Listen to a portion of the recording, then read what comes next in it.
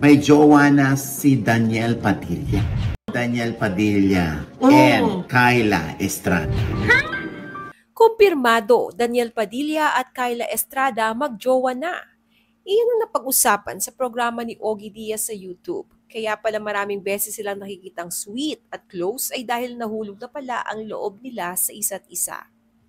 Matapos ang controversial na hiwalayan ni Catherine Bernardo at Daniel Padilla noong November 30, 2023 na tinutukan ng milyon-milyong Katniel fans, ngayon ay tila may bagong inspirasyon na si Daniel. Sa pinakabagong episode ng Ogie Diaz Showbiz Update, kinumpirma ni Ogie na magkasintahan na raw ang incognito co-stars na sina Daniel Padilla at Kyla Estrada.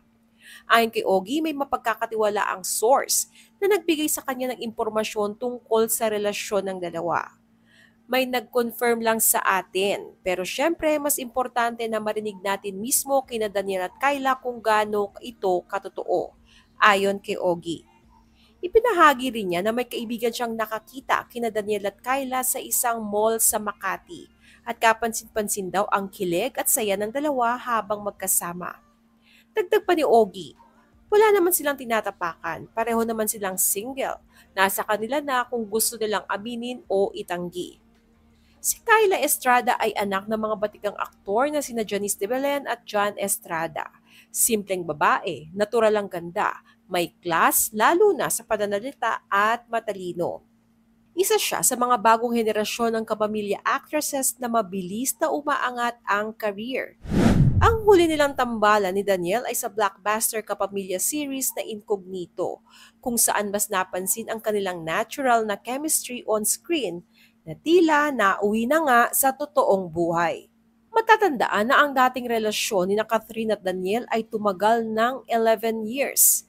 Subalit noong nakarang taon, opisyal na nilang inanunsyo ang kanilang paghihiwalay, na labis na ikinalungkot ng mga Katniel supporters.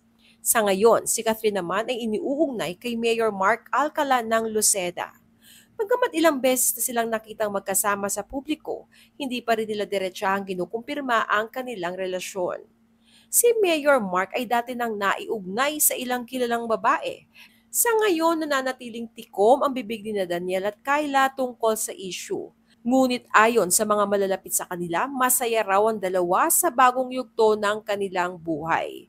Kung totoo nga ang balita, mukhang handa na si Daniel na magsimula muli habang unti-unti ring binubuo ni Catherine ang sarili niyang kaligayahan. Ikaw, Katniel fan ka man o hindi, ano ang masasabi mo sa bagong pag-ibig ni Daniel Padilla? Share your comment below. Mukhang di naman delikado kasi parang umingiti na naman ako. Kaya ngayon di na ako